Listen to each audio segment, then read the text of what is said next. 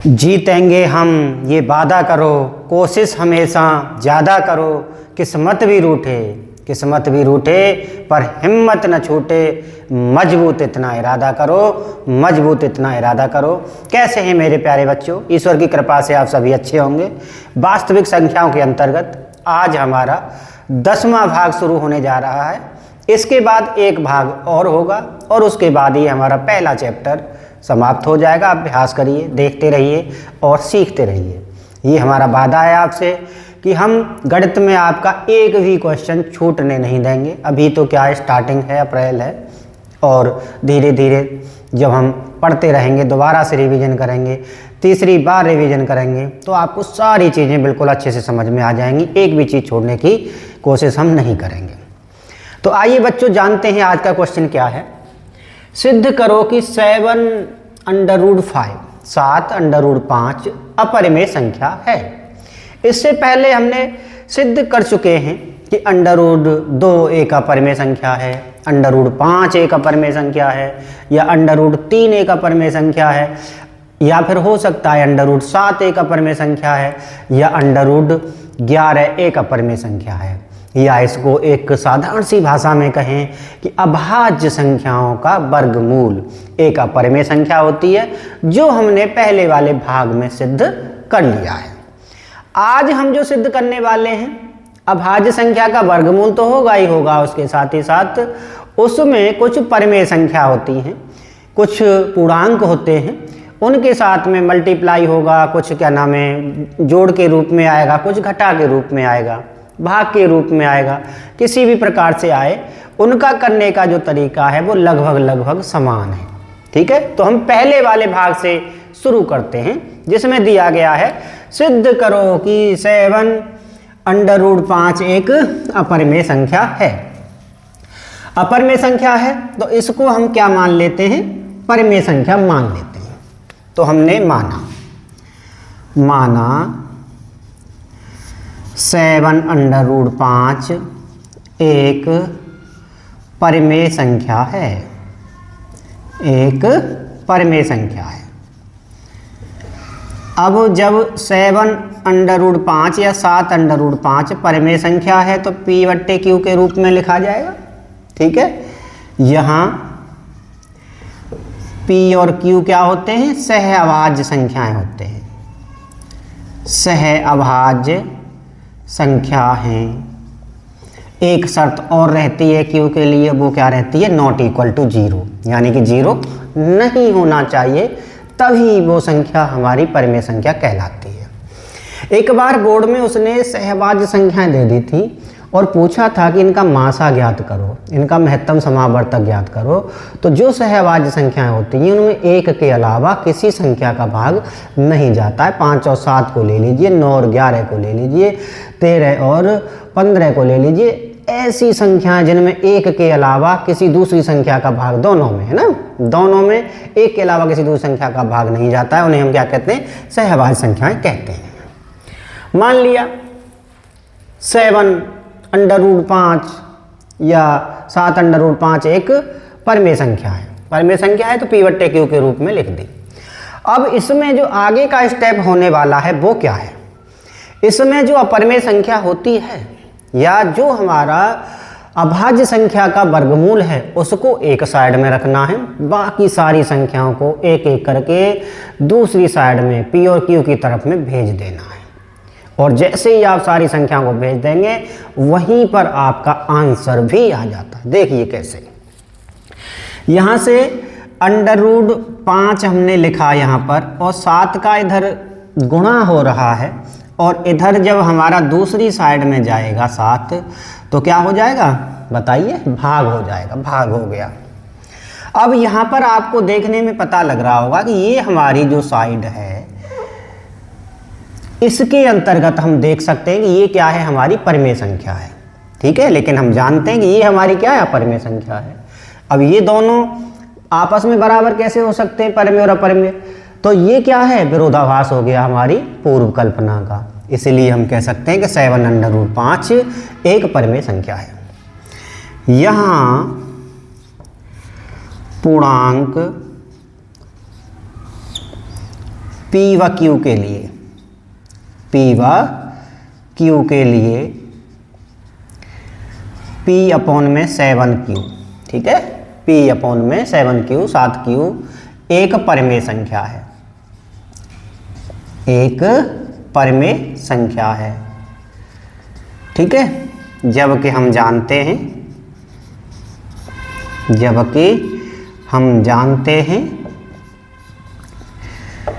√5 एक अपरिमेय संख्या है, ठीक है, एक अपरिमेय संख्या है। इससे P/7Q अपरिमेय होना चाहिए, अपरिमेय होना चाहिए, जो कि गलत है, ठीक है, जो कि गलत है। यह हमारी पूर्व कल्पना का विरोधाभास है, यह हमारी पूर्व कल्पना का विरोधाभास है। अतः 7√5 एक अपरिमेय संख्या है, एक अपरिमेय संख्या है, ठीक है। थोड़ा बहुत लैंग्वेज में अंतर अगर आ जाता है तो उससे कोई फ़र्क नहीं पड़ता है, आपका स्टेप बिल्कुल सही होना चाहिए, ठीक है। तो आपको ये क्वेश्चन समझ में आ गया होगा और कोई दिक्कत आपको नहीं होगी, ठीक है। एक क्वेश्चन और करने वाले हैं हम, ठीक है। तो जैसे ही हम इधर आते हैं तो आप इसको वीडियो को रोक करके इसको क्या कर सकते हो, राइट डाउन कर सकते हो। दूसरा क्वेश्चन करने वाले हैं 6 + 6 + √2 सिद्ध करो 6 + √2 एक अपरिमेय संख्या है। सिद्ध करो कि 6 + √2 एक अपरिमेय संख्या है। सेम प्रोसीजर से जो पहले किया था उसी से करना है, मान लेना है, माना 6 + √2 एक परिमेय संख्या है, ठीक है, एक परिमेय संख्या है। परिमेय संख्या है तो सीधी सी बात है बच्चों, क्या करेंगे, P/Q के रूप में लिख देंगे, लिख दिया। यहाँ P/Q सह-अभाज्य संख्याएं हैं, सह-अभाज्य संख्याएं हैं, जो शर्त होती हैं परिमेय संख्या के लिए वो भी हमने लिख दिया। अब इसके बाद का स्टेप क्या होना चाहिए बताओ। √2 तो हमने इधर रख दिया, ये जो 6 है हमने कहा था कि जितनी परिमेय संख्याएं हैं, जितने भी पूर्णांक आपको दिखाई दे रहे हैं उन सबको दूसरी साइड में ले जाओ। समीकरण जब लिखते हैं बीच में बराबर का निशान होता है, ये पक्ष हमारा क्या होता है, बायां पक्ष होता है, और ये वाला हमारा पक्ष कौन सा होता है बताइए, दायां पक्ष होता है, राइट हैंड साइड, और ये हमारा क्या होता है, लेफ्ट हैंड साइड होता है, ठीक है। तो लेफ्ट हैंड साइड से सारी हमें कहाँ ले जानी है, राइट हैंड साइड की तरफ ले जानी है, ठीक है। √2 बराबर P/Q माइनस का क्या हो जाएगा, 6 हो जाएगा, इधर चला गया। √2 बराबर, यहाँ से हम क्या ले लेंगे, Q LCM ले लेते हैं एक तरीके से, तो P माइनस का क्या आ जाएगा, 6Q आ जाएगा, ठीक है। यहाँ दायां पक्ष, थोड़ा सा लैंग्वेज को हम बदल रहे हैं जिससे कि आप सिर्फ एक ही लैंग्वेज रटने वाली कंडीशन पर न पहुंच जाएं। यहाँ दायां पक्ष पूर्णांक P/Q, ठीक है भाई, पूर्णांक थे P और Q, उसमें से एक को माइनस किया, 6 का मल्टीप्लाई करके दूसरे का भाग दे दिया, तो है तो पूर्णांक ही, घटाएंगे बढ़ाएंगे रहेगा तो परिमेय संख्या ही, वही चीज़ है। यहाँ दायां पक्ष पूर्णांक P/Q के लिए परिमेय संख्या है, क्या है, परिमेय संख्या है। जबकि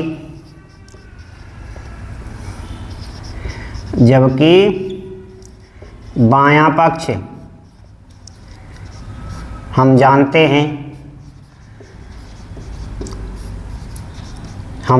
हैं अपरिमेय संख्या है, अपरिमेय संख्या है। अतः यह हमारी कल्पना का विरोधाभास है। अतः यह हमारी कल्पना या हमने जो सोचा था उसका विरोधाभास है। अतः यह हमारी कल्पना का विरोधाभास है। अतः क्या दी गई ये संख्या देखो जरा, 6 यानी 6 प्लस अंडर रूट 2 एक अपरिमेय संख्या है, एक अपरिमेय संख्या है। ठीक है, समझ में आ गया होगा। कुछ अंतर ज़्यादा नहीं है प्रश्नों में, बस इसमें जो संख्याओं का थोड़ा सा बदलाव इसमें किया गया है। एक क्वेश्चन और लेने वाले हैं हम और इसको रफ कर रहे हैं। ये लो, एक क्वेश्चन है हमारा 3 प्लस, है ना, एनसीईआरटी में तो दिया है 3 प्लस 2 अंडर रूट 5, लेकिन हम 3 प्लस नहीं लेंगे, हम माइनस लेंगे। थोड़ा सा माइनस का अभ्यास होना ज़रूरी है। 3 माइनस 2 अंडर रूट 5, ठीक है। एनसीईआरटी में जो दिया गया है वो 3 प्लस 2 अंडर रूट 5 दिया गया। इसको भी देख लेंगे, लेकिन थोड़ा सा माइनस वाली डिजिट में थोड़ा सा बच्चे कंफ्यूज हो जाते हैं, इसलिए इसको लेते हैं। तो पहला काम तो बच्चों वही होगा, क्या होगा कि इसको हम मान लेते हैं परिमेय संख्या है। माना 3 माइनस 2 अंडर रूट 5 परिमेय संख्या है, ठीक है, मान लिया परिमेय संख्या है। अब जब परिमेय संख्या है तो इसे क्या करेंगे हम, P/Q के रूप में लिख देंगे। लिख दिया भाई। अगला स्टेप क्या होगा, जो भी आपको अन्य संख्याएं दिखाई दे रही हैं, ठीक है, उनको दूसरी साइड में ले जाते हैं, दाएं पक्ष की तरफ ले जाते हैं। पहले हमने 3 को ले गए तो P/Q माइनस का क्या हो गया, 3 हो गया। अब माइनस 2 अंडर रूट 5 बराबर Q यहाँ से ले लिया एलसीएम, तो P माइनस क्या आ गया, 3Q आ गया। अब यहाँ से माइनस 2 अंडर रूट 5 बराबर है, तो इस 2 का पहले हम क्या कर देते हैं, भाग दे देते हैं। 2 का भाग दे दिया तो P माइनस 3Q बट्टे क्या आ गया, 2Q आ गया। भाई 2 का यहाँ मल्टीप्लाई हो रहा था, गुणा हो रहा था, दूसरे साइड में जाएगा तो क्या हो जाता है, भाग हो जाता है, हो गया भाग। अब इस -1 का मल्टीप्लाई और करना है, या माइनस को इधर से हटाना है, तो इधर आ जाएगा अंडर रूट 5 और इधर आ जाएगा ये माइनस आपका, या इधर साइड के निशान, सबके निशान बदल देना एक तरीके से, ऐसे मान लो आप। इसका बदला तो ये आ गया, इसका बदलेंगे तो ये माइनस आ जाएगा, ये 3Q क्या हो जाएगा हमारा, प्लस का हो जाएगा। पहले लिख दिया, P को बाद में रख दिया, 2Q रख दिया, ठीक है। अब यहाँ से वही चीज़ चलेगी, क्या, यहाँ दायां पक्ष,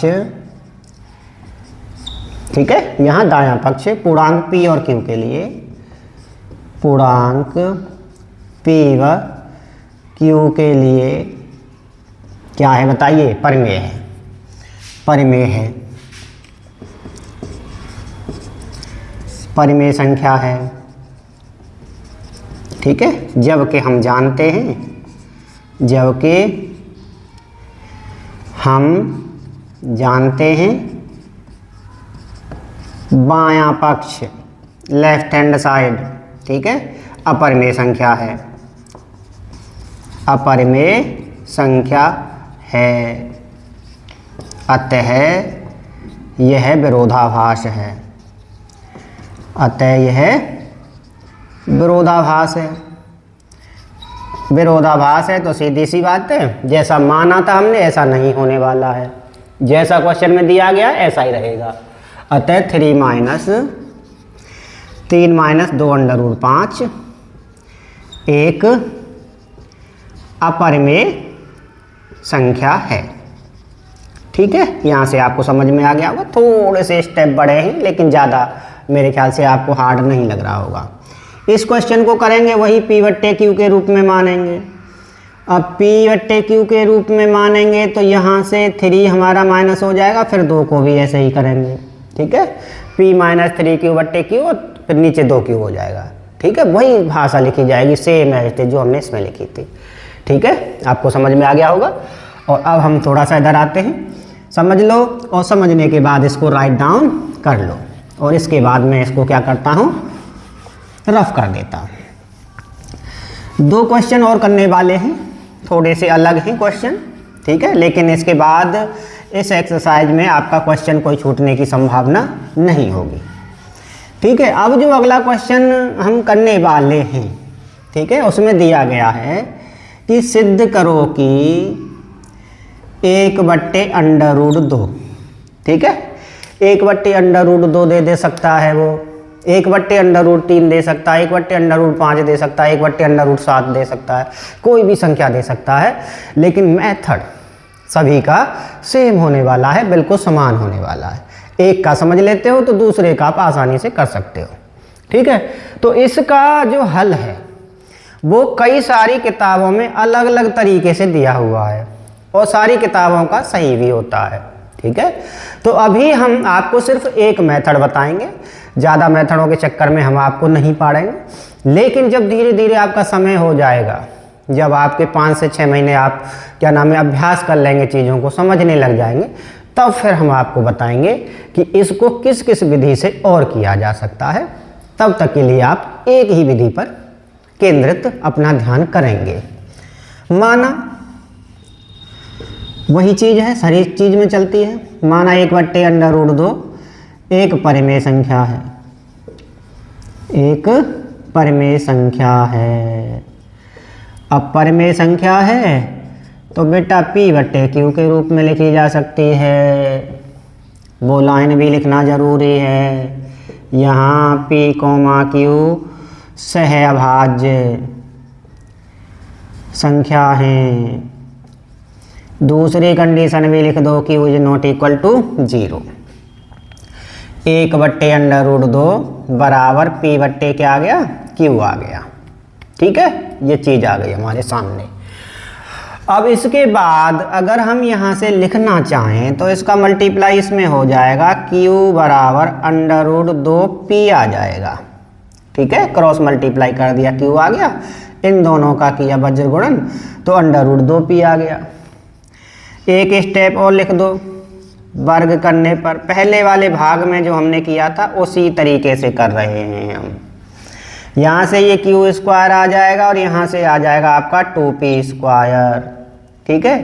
अब ये इसमें भाग लग रहा है, इसको हम समीकरण नंबर 1 मान लेते हैं। एक स्टेप और लिखते हैं, Q²/2 बराबर क्या आ रहा है, P² आ रहा है, ठीक है।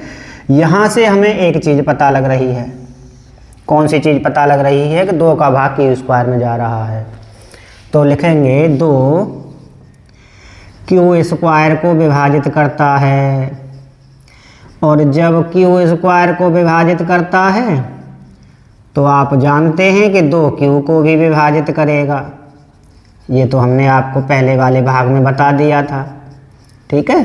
जो बच्चे पहली बार इस भाग को देख रहे हैं तो वो पहले वाला भाग देख लें, फिर आपकी लिंक बिल्कुल समझ में आ जाएगी। 2Q का एक गुणनखंड हो जाएगा भाई, ठीक है, क्योंकि भाग जा रहा है तो सीधी बात है कि गुणनखंड हो जाएगा। अब इसके बाद Q की जगह पर हम क्या मान लें, जब Q में हमारा 2 का भाग जा रहा है, ठीक है, 2 का भाग जा रहा है तो Q की जगह पर हम क्या मान सकते हैं, एक ऐसा पूर्णांक मान सकते हैं जिसमें 2 का भाग जा रहा हो, भागफल C आ रहा हो। तो लिखेंगे समीकरण 1 में Q बराबर 2C रखने पर, ये 2C क्यों रखा गया है, 2 का भाग जा रहा है, यूक्लिड विभाजन में भाज्य बराबर भाजक गुणा भागफल प्लस शेषफल। शेषफल तो 0 रहेगा, पूरा भाग चला गया है, भाजक 2 रहेगा, भागफल C मान लिया है हमने, कुछ भी आ सकता है, भाग जा रहा था पूरा, ठीक है। ये भी इसका लॉजिक होता है। समीकरण 1 में Q बराबर 2C रखने पर, चलो रख दिया 2C, तो 2C का स्क्वायर बराबर 2P², ये आ जाएगा 4C² और ये आ जाएगा 2P²। 2 से 2 क्या हो गया, कट गया, तो 2C² बराबर क्या आ गया, P² आ गया, और C² बराबर P²/2 आ गया यहाँ से, ठीक है। अब जब आ गया है 2 तो सीधी सी बात है 2P² को विभाजित कर रहा है, 2p² को विभाजित करता है। अब 2p² को विभाजित करता है तो 2p को भी विभाजित करेगा। ये हमारी प्रमेय है। एक विभाजित करेगा, विभाजित करेगा तो 2p का क्या होगा, गुणनखंड होगा। ठीक है, पहले q का एक गुणनखंड था, अब क्या है q का भी, पहले q का गुणनखंड आ गया था, p का गुणनखंड आ गया, तो 2p और q दोनों का गुणनखंड है, दोनों का गुणनखंड है।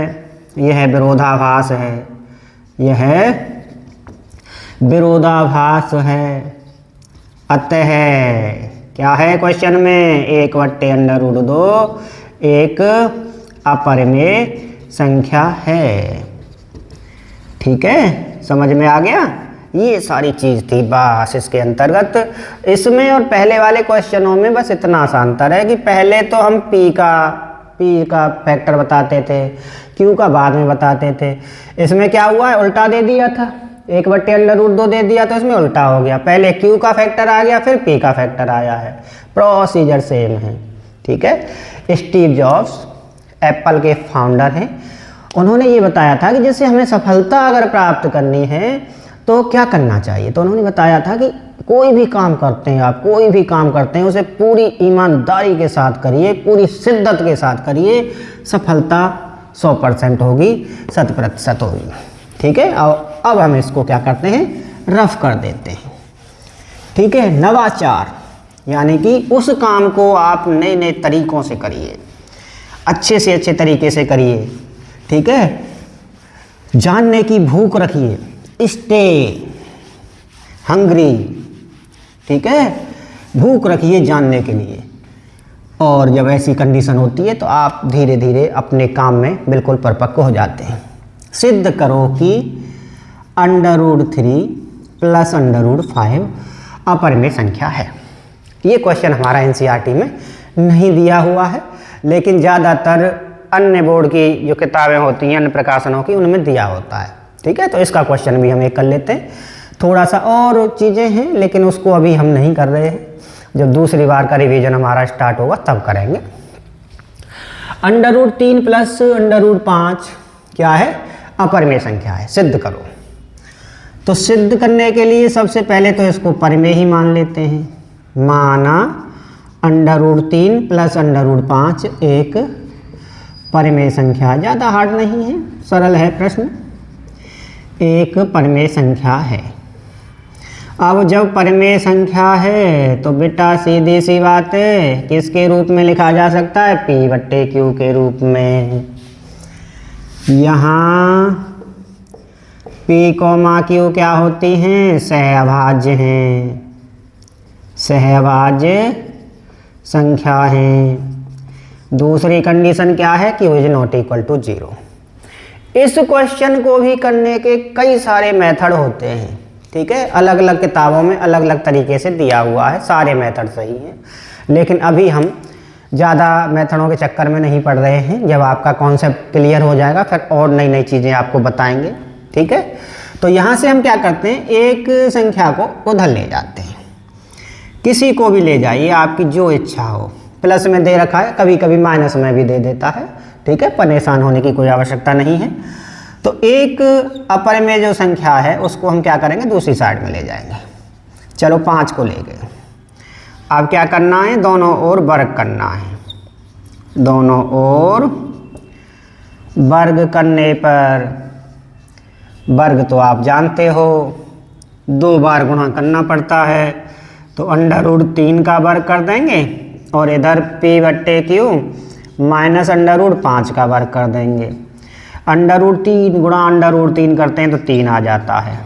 ठीक है, इसका वर्ग करने में थोड़ी सी आपको दिक्कत होगी। a - b का होल स्क्वायर। ठीक है, थोड़ा ऊपर लिख दें, a - b का जो होल स्क्वायर है वो a² -2ab प्लस में क्या आता है, b² आता है। ठीक है, यहाँ से क्या दिया गया, p/q -√5 का स्क्वायर दिया गया है।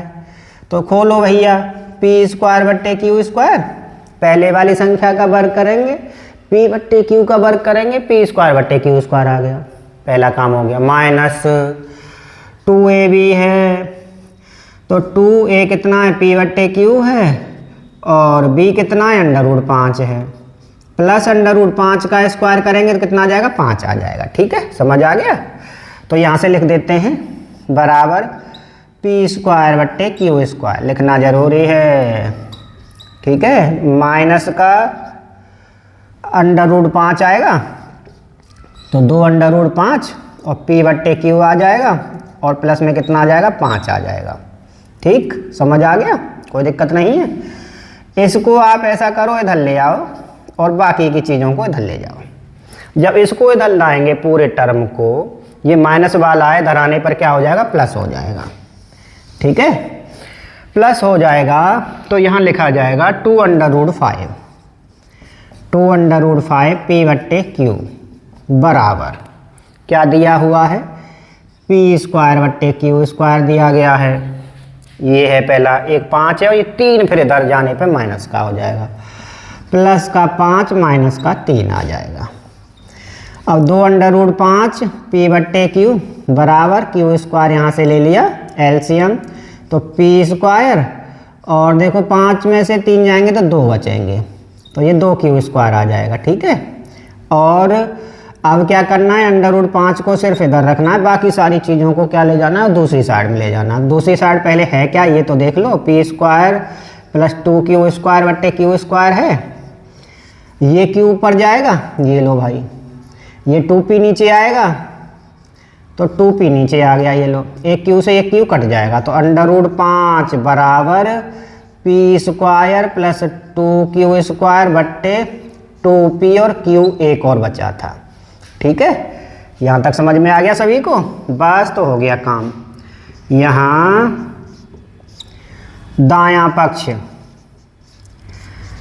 पक्ष क्या है बताओ, दायां पक्ष परिमेय है, दायां पक्ष परिमेय संख्या है p और q पूर्णांक के लिए, लेकिन बायां पक्ष क्या है, अपरिमेय है। बायां पक्ष अपरिमेय है, हम जानते हैं। ठीक है, पहले वाले पार्ट में हम इसको सिद्ध कर चुके हैं। यह विरोधाभास है, यह विरोधाभास है। तो अतः भैया क्वेश्चन में जैसा दिया गया है वैसा ही मानना पड़ेगा। हम जो उल्टा मान के चल रहे थे वो बात नहीं मानी जाएगी।